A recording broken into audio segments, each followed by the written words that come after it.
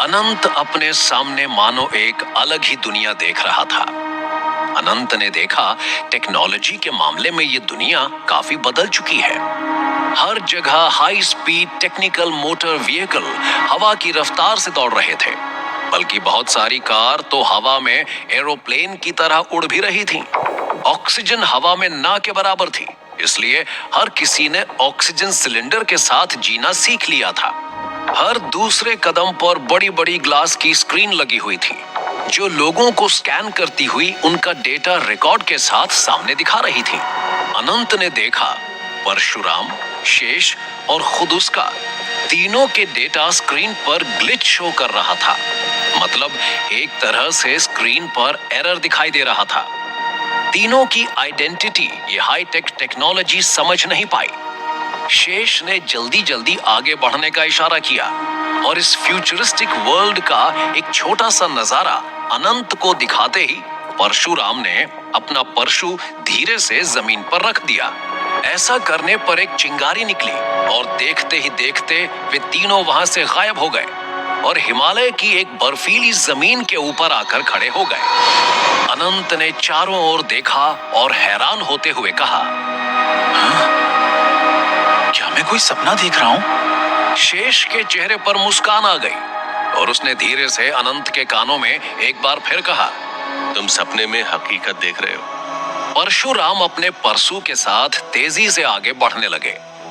परशुराम का कद 12 फीट ऊंचा था। उन्हें देखने के लिए अनंत को अपनी नजरें ऊंची करनी पड़ती थीं।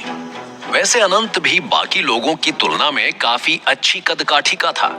उसकी हाइट 5.5 फीट की थी, जो उस समय के लोगों की तुलना में बहुत अच्छी थी।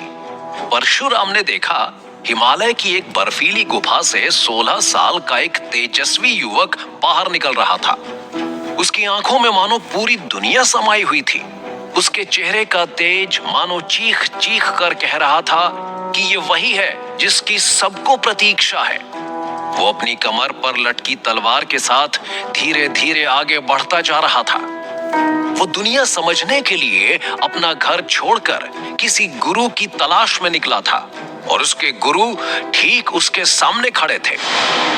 उसकी दृष्टि परशुराम से टकराई तो वो अपने आप रुक गया। कल्कि।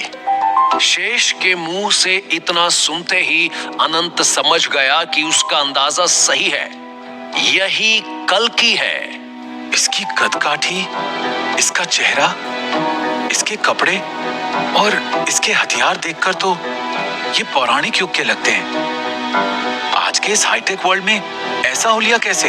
तुम एक बार फिर से इसे आम लोगों की दुनिया समझने की भूल कर रहे हो। हम हिमालय की जिस डायमेंशन में खड़े हैं ना, ये इसी दुनिया का हिस्सा होते हुए भी इस दुनिया से अलग है।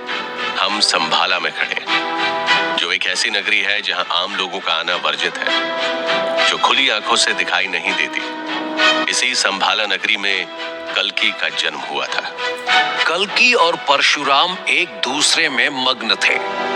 वहीं शेष और अनंत आपस में बातें कर रहे थे। शेष की बातें सुनकर अनंत को हंसी आ गई। उसने हंसते हुए धीरे से कहा, मैं जानता हूं, मैं सपना देख रहा हूं। संभाला जैसी कोई नगरी नहीं है, ये तो सिर्फ एक कल्पना है।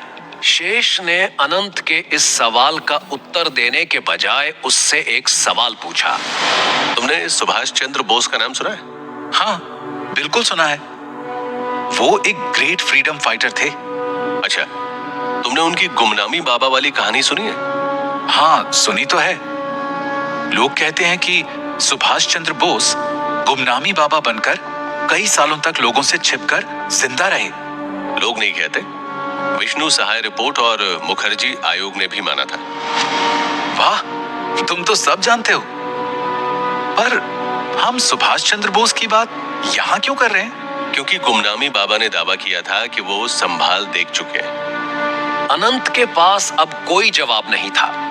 गुमनामी बाबा की इस स्टोरी को अगर सच माने तो सुभाष चंद्र बोस ने खुद दावा किया है कि वो संभाला नगरी देख चुके हैं और अनंत इस समय इस दुनिया से छिपी एक अनोखी संभाला नगरी की सैर कर रहा था।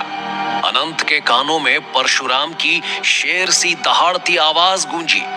परशुराम ने कल्कि को देखकर कहा, मैं भृगु वंश में उत्पन्न हुआ, महर्षि जमदग्नि और रेणुका का पुत्र, वेद वेदांग जानने वाला, धनुर्विद्या में विशारद परशुराम हूं। मैं इस पृथ्वी को 21 बार क्षत्रिय विहीन कर चुका हूं। मैं तुम्हारा युद्ध गुरु हूं। मैं तुम्हें शास्त्र और शस्त्र का ज्ञान दूंगा। मैं महेंद्रगिरी पर्वत पर कई युगों से तुम्हारी प्रतीक्षा कर रहा था। अब तुम्हें मेरे साथ वहीं चलना है। कल्कि का चेहरा गौर से देख रहे अनंत के मन में संदेह था। क्या कल्कि परशुराम के साथ ओडिशा के महेंद्रगिरी पर्वत पर चले जाएंगे? क्या वहीं पर शेष सभी चिरंजीवी उन्हें मिलेंगे, या फिर वो सभी कल्कि को ढूंढते हुए संभाला आएंगे? आगे क्या होगा जानने के लिए सुनते रहिए ये स्पेशल शो